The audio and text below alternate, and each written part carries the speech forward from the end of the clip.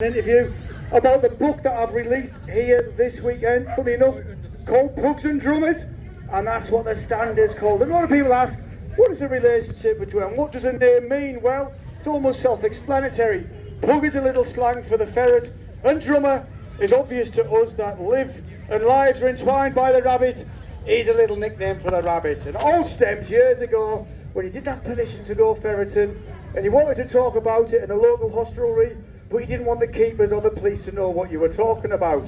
So it was a little bit of a slang, and it's stuck ever since. And it's the epitome of rabbiting, really, because what we're going to see is a little insight into the world of a ferreter through the eyes of a ferreter. But not just a ferreter, but somebody that makes his living doing this, and which is exactly what I do. My name's Simon, and what I'm going to do is not show you how to catch rabbits. If you want to know how to catch rabbits, we'll be on the stand till the cows come home.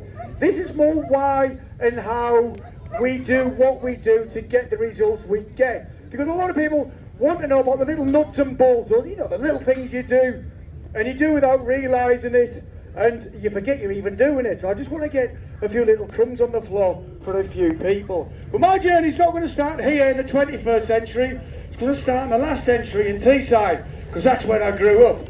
See, a lot of people think I come from a long line of gamekeepers and people who did ferreting all their life. Well, reality is I didn't. None of my family have hunted, shot, fished or ferreted. In fact, I didn't have a pet when I was growing up, because I grew up in the middle of a city. But at 14, when the steelworks shut, me dad took us all down to Suffolk, and then life changed for the better. You see, this is where I started ferreting. Me and my very first ferret, he was called Jaws. Now Jaws had hypodermic needles for teeth, he had no manners whatsoever, and every time I went to pick him up, he had 10 choices. He had no social skills whatsoever, and in the summer, he had this little black stripe down his belly, which stank more than my attitude back then. But I loved this ferret because he taught me a lot about ferreting. Made him a ferret box, not like these little things we have today. This was the size of a canoe and weighed as much as a bag of dog food. Me and Joe started ferreting, and instantly all the local keepers, the farmers and everybody noticed there was something different about me.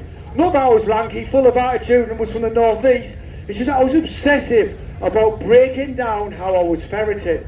Problem was, I only had one ferret, and then a couple of years later I realised, being completely feral, I can't work for anybody, so I started to work for myself. Problem is, I only left school with a nice watch, a pair of trainers and enthusiasm. So I thought, going to catch rabbits for a living. Well, what a journey that's been.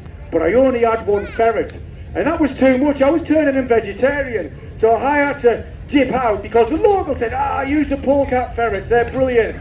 Well, I did that. What a waste of a year that was. Completely rubbish. Not because they wouldn't work, it's just I couldn't see them. I'm like Mr. Magoo if I take these off. I like my ferrets to work at Warren like a cocker spaniel works to drive.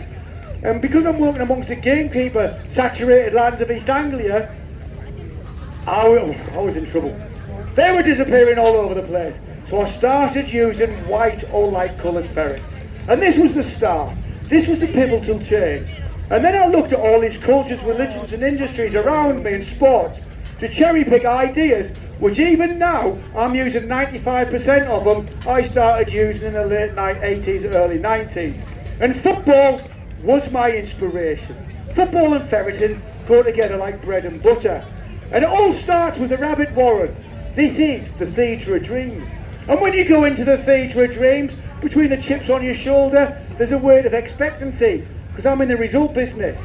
So therefore, to get a result, I need a team around me, but not just a team, a squad.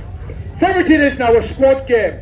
So therefore I've got to have the right ferret for the right warren, the right warren for the right ferret. Sometimes you get it right, sometimes you get it wrong. It's how you react to getting it wrong, which ultimately you're going to get it right. And people go, you're talking rubbish, Whitehead. Well, it's like this. There isn't a rabbit warren in the world we cannot conquer if the budget is right.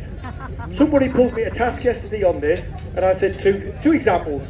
Manchester City, all the money in the world, best manager, they've conquered everything. And you look at Chelsea, even more money, dustbin lorry driver in charge, and they're rubbish. So therefore it just goes to show you there's a bit more to what people do than just money.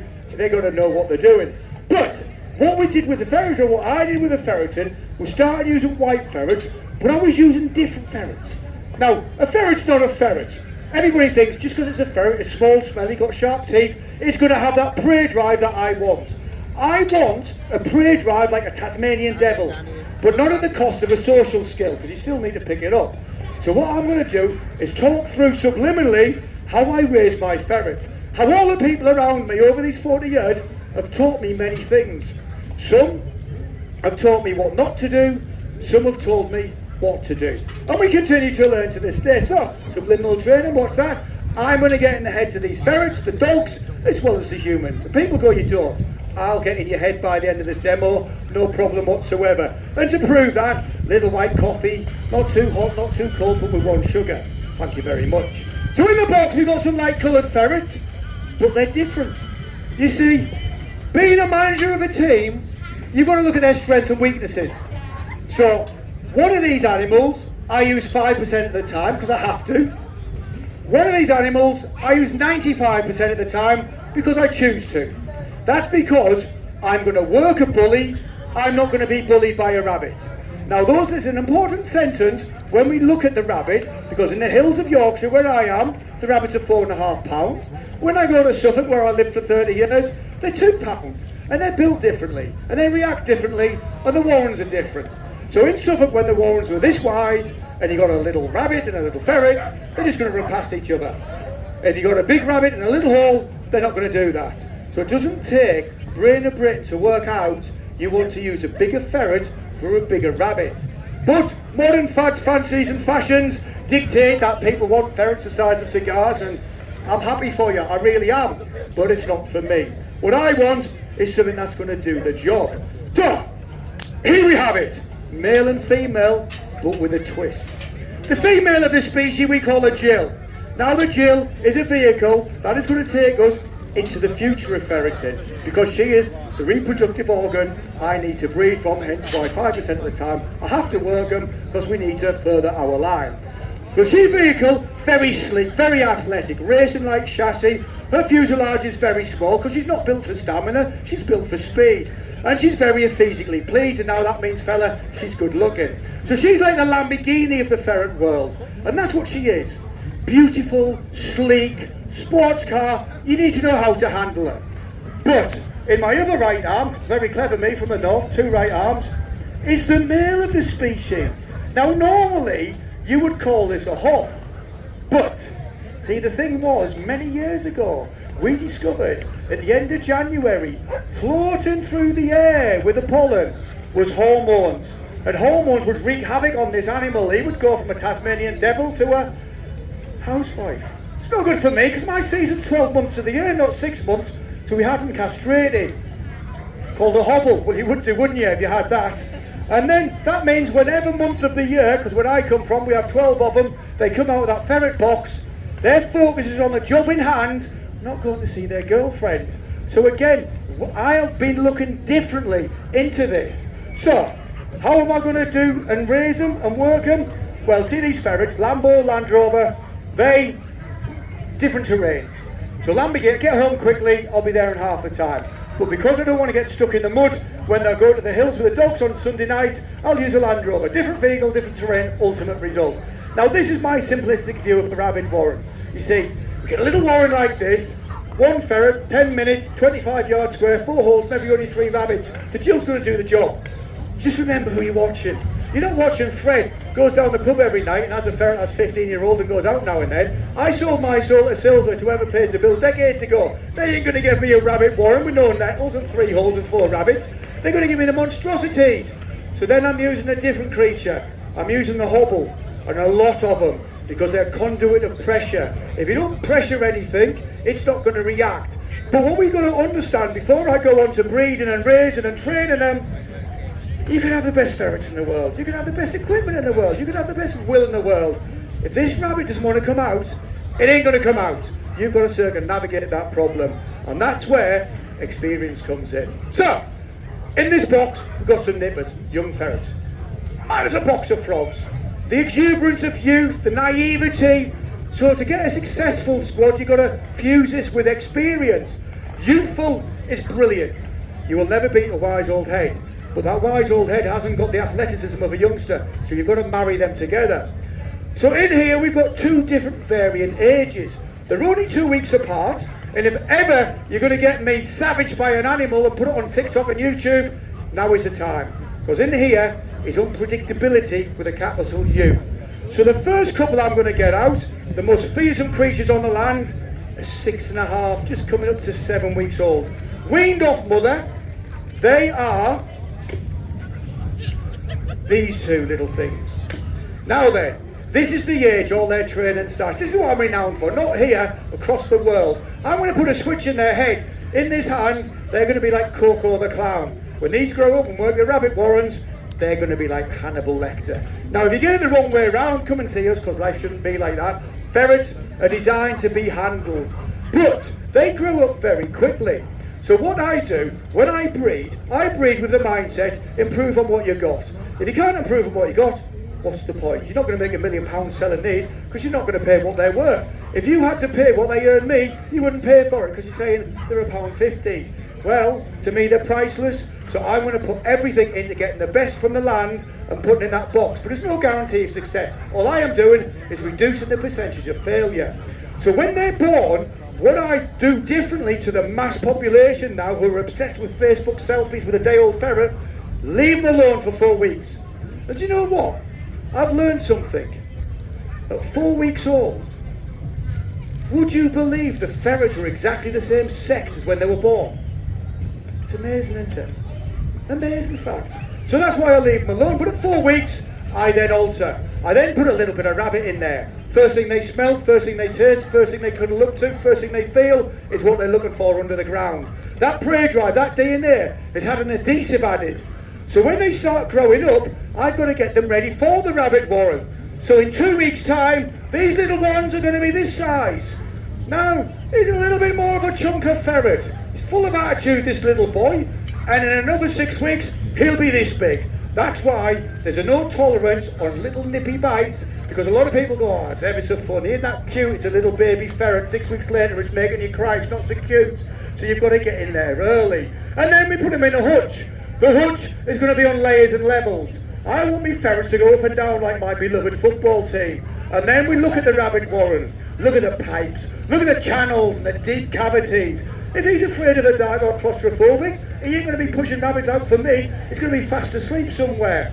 So in the runs and the hutches, we have pipes. Subliminally, they are going to get used to being in that feeling and that environment. So when they go working, it's second nature. They've been on their pre-season trial, warm-up season, and they're going to hit the season running. But alas, they ain't all going to work.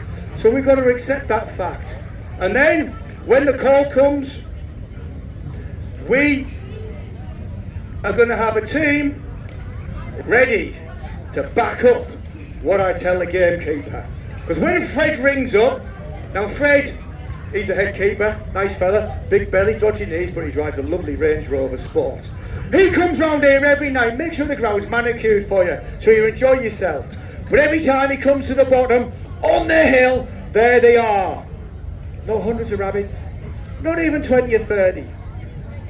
The raggly three. 3 rabbits, that's all it is. Not if you wouldn't get out of bed for 3 rabbits. For me, Queen's Head's a Queen's Head. It's a percentage game, not a numbers game. 3 rabbits in the wrong place will cause his wife more emotional distress and him more emotional distress than 1,000 on his fields. So therefore they've got to be managed. But he can't get near them, because as soon as his car comes round the corner, poof, like a puff of smoke, Houdini, they're vanished. He doesn't understand it.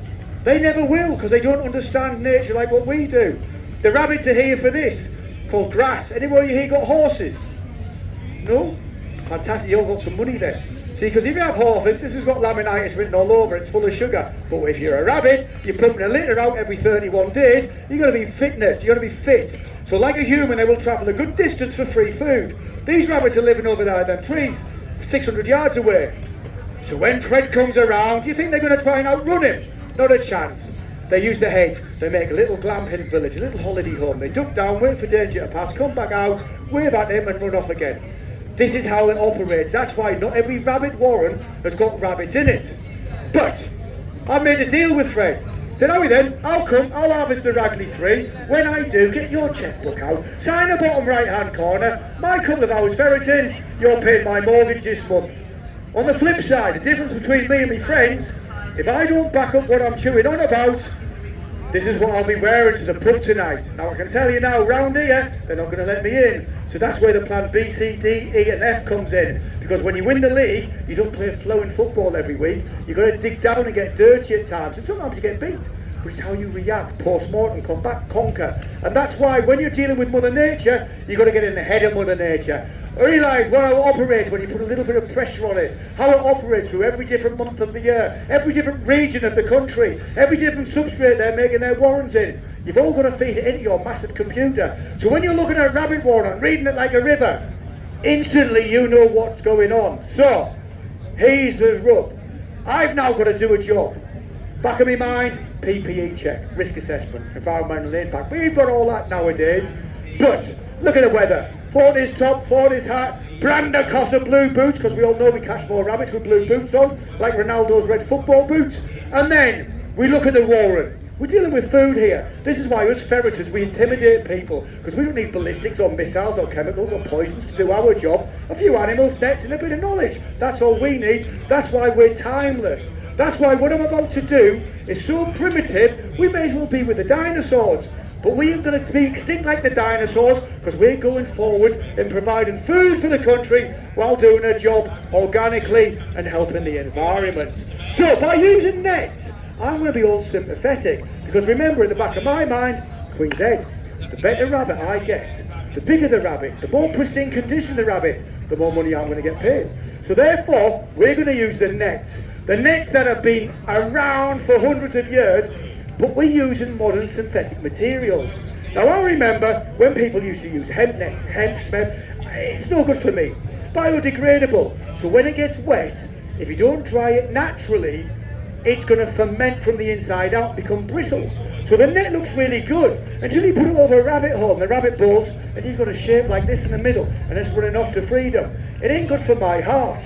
So I use a modern fibre. So therefore I can use and abuse these nets. Now I don't make my nets, never have done, never will do. What's the point when I've got the finest net makers in the world as friends? Doesn't make me any less of a rabbiter. People think it does, but it doesn't. All it means is I appreciate my nets like a fine wine. And like a fine wine, after a little while, they're going to disappear because they're going to be abused and I'll get them new ones. How do we use it? One peg, one point of resistance. The secret is quick and easy to open, quick and easy to lay down, and brightly coloured so you don't leave them behind. The quickest way of being chucked off in a state is by leaving half a dozen nets around. Remember where I'm from, ladies and gentlemen, Yorkshire. That means I've got short arms and long pockets. I don't want to keep buying new nets. But you also need to be on top of your game, physically and mentally. That's why you don't go on the lash every night when you go on ferreting or doing this. Because look, there's a little hole at the end of the hedge. A lot of people would go, oh, I can't be bothered to do that. Get down, move a little bit of a branch, put my knees on the floor. Oh, it's too much effort. Well, Fred's watching. If this rabbit comes out and nutmegs me, he ain't going to be paying my bills. He's going to be tearing me apart on Instagram. There's enough people doing that without him joining us, so I'm going to play the what-if game. What if I put a net down and I catch the rabbit? Happy days. What happens if the rabbit doesn't come out? Do you know what? It's not the end of the world. And this isn't quantum physics neither. It's all about common sense. So take your time, make sure the net's set correctly, because the last thing I want to keep doing is replacing and resetting. Remember how the rabbit survives. The follicle of its fur picks up vibrations. The more you trample on one here, the more it's going to know what's going on. But you need to be adaptable, because if you put a purse net on here, it would open up like a wheelie bin lid. You would give the rabbits a small sporting chance of getting away. Now you don't know me round here. Sporting chance. The only word in front of chance in my head is no chance. Because as a ferreter, we're adaptable, we're versatile, because we are efficient. 2 pegs, double pegger, equilaterally, 3 and 9 o'clock. Doesn't matter what shape, size or speed this rabbit is, the result's always going to be the same. It's like football. I don't care if it's a 50-yard whizzer free kick or he taps it in from an inch. It's a goal. That's all I'm interested in, the end result. So, take your time. No twigs or branches prohibiting a person action. If there is, you may as well stick your Fairfax and Favour bag over here. That's how good it's going to be. So So you're going to take your time.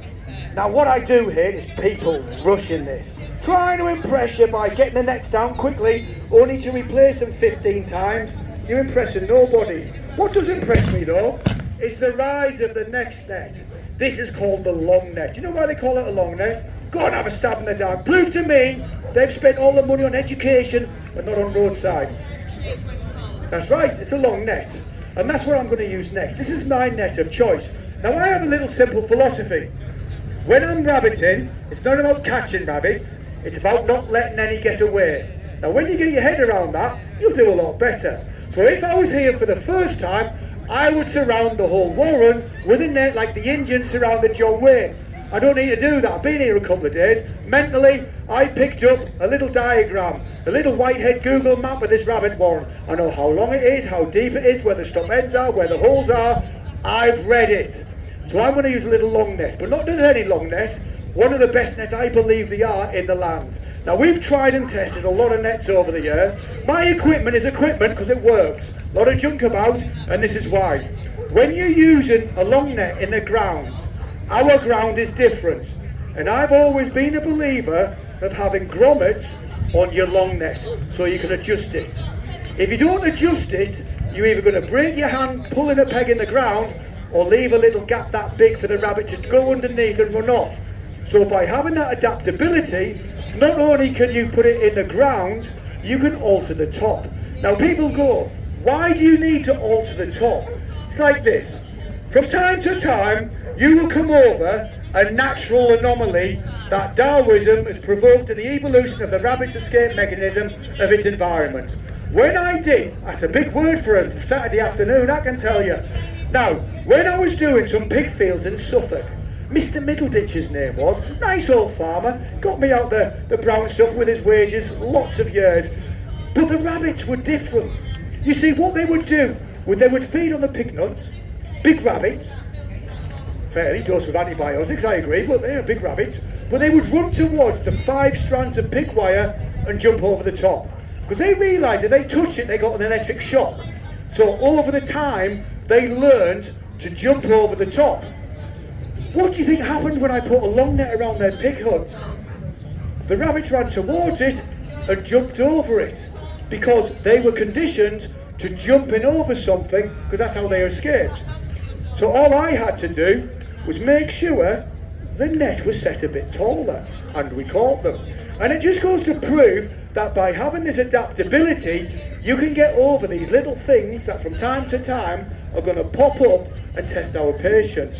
Now, a long net is a long net, I agree, but the meshes are different. The top and bottom line doesn't want to be too thick. If it is, the little extra bit of friction, and we're talking a millimetre, means that net's not going to move. It's not a long net, it's a trampoline. Trampolines don't catch rabbits. So therefore, just be wise before spending your money on equipment that isn't right for you. So, the nets, the long nets, the pork nets, the ferret boxes, the ferrets. All we need now is to get the ferrets under the ground. But hey, let's just chill out a minute. If these ferrets are working for me under the ground, I count them in, I count them out. From time to time, they think, I want to keep under here a little bit longer than I want to. So every ferret's got an electronic detector on it. See that lad there on his left angle? Got a big black box, the red light's flashing. Somebody knows where he is at some point of the day. We have that with a ferret, and it's called the electronic ferret finder. It's not going to hurry it up, just means if I have to, I can find where they are. Now, sometimes I have to dig. That's why they called me the Suffolk Gardener when I lived in Suffolk, because my method was, if they don't come out, I'm going to go in. Time is money. I'm not being paid to sit on a ferret box, get fat by drinking Coke and eating sandwiches. I'm here to harvest rabbits. So by using these, I can ensure the welfare of my ferrets, and if they do wander off, I can find where they are before the keeper does.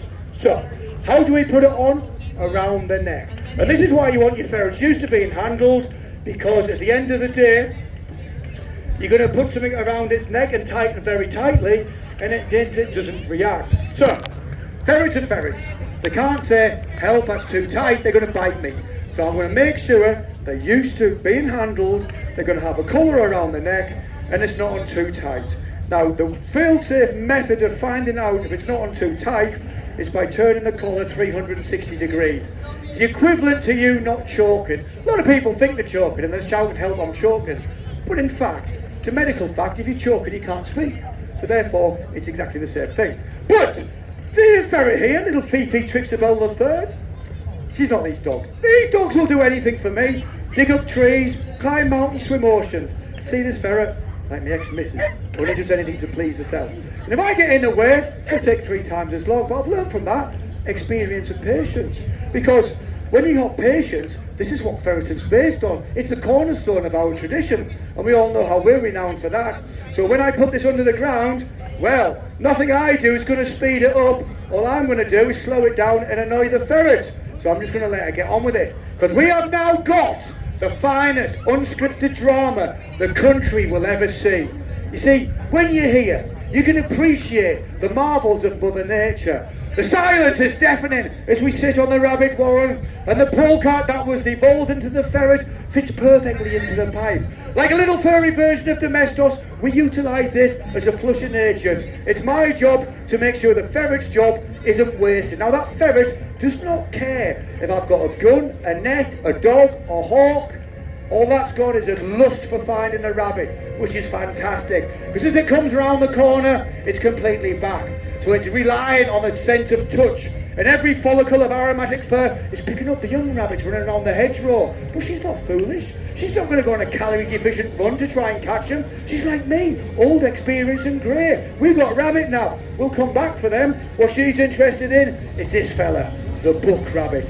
Mother, brother, cousin, sister, 3 times removed to every rabbit in Warwickshire. But what Billy doesn't like is my little muscling missile dropping a tsunami of stinkiness in his corridor, and he tucks her the Paddington Bear stare.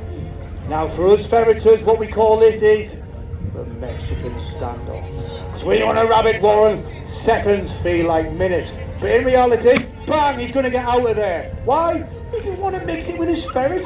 Yes, it may only be an inch high in your head. In her head, she's bigger than Tyson Fury. That's what subliminal training does. Now the rabbits make me, well, it's not a rabbit, it's a source of food. And I've got to treat it accordingly. So into the bag it goes. But then just as I think as I've got it licked, 5 minutes goes into 10, goes into 15. Get a strange sensation. See this fortress cap underneath here? All this clear salty liquid, you know what that is? Clear salty liquid? Oh, we call it sweat where I come from. I'm starting to sweat now because I've got to do a job. What am I going to do? Put more ferreting and confuse matters? Get me ferret finder? Walk like Nelly the elephant with me spade? No. I'm going to listen to those great men and women up there. Let the animals do what the animals were born and trained to do. And in their own time, Simon, they'll find what they're looking for. It's got a decision to make, and it's going to pop them out like popcorn. Right down the hedge, as we thought, into the net. Now, a sign of a good net is quick to go in, even quicker to get out. So what we're going to do is put that in there. But I do think at times we are architects of our own downfall, especially me. Why is that? Because we make this look easier than it actually is. When it's going easy, anybody can do this. When it's going hard, this is probably the most physically and mentally abusive job you ever want to do. But I love doing it. But in that stand, I don't know, for some reason, we seem to attract the little lads with the Stone Island and the Nikes and the baseball caps. And they come, Simon, we've been watching you on YouTube. We're going to take over the rabbiting world. We're going to put you out of business. Go down the ferret rescue, get that 15-year-old three-legged one-eyed ferret, and then we've been studying closely every film you do. 35 seconds after putting that ferret into the ground. Not 24, not 38, but 35 seconds. Into your arms they all fly, down the pub you and the boys are going. Well, if it was that easy, why have we got millions of them? And why isn't everybody doing this for a living? I'll tell you why. They all want to do what I do, till they actually have to do what I do. Because when this stress gets there, and the pressure's on, a lot of people don't know how to react. Well, the pressure is on now, because what I want that ferret back out so I can have a cup of coffee and ease his throat, which is like I've been swallowing sandpaper. But I don't have to panic, because out the corner of my eye I can see me dog Mark and the Warren. There's obviously some action here. And as I put my knee on the ground, I can feel that subterranean thumping. It's like having Dalton Smith hitting it on his way to the world title at Hillsborough, and it sends all the hairs on the back of your neck. No matter how many times you hear it, like Christmas Eve. You all know what's coming the day after, you just don't know in what form. And I know there's going to be a rabbit come here, because I know the dog's not going to lie. And then as the rabbit comes out, behind it comes a little ferret. There's nothing more to keep her occupied under the ground, so I've got to do a job, very important job. I pick that spade up and I fill all the holes in. And when Fred comes back looking for an excuse not to pay me, I'm not going to show him a little tennis ball hole. That means I've left something behind. Bad for business, killer for an ego. I'm going to show him a big spool of earth. Because I've just created the one thing Mother Nature detests, and that's avoiding a vacuum. And you know what's always filled up by a reservoir? Avoiding a vacuum. And I reckon by tomorrow morning, 11 o'clock, the phone will go, it's Fred and his Range Rover. There's some more rabbits come back and he needs them gone, so he's going to call me. So I hope you've enjoyed, before you all go and buy me book and I'll sign it, this little demonstration as much as I enjoy it in the real world. So for me, the ferret man from Yarm, Salmon Whitehead, with the Starship will show the Pakefield Ferrets, until we meet again, au revoir.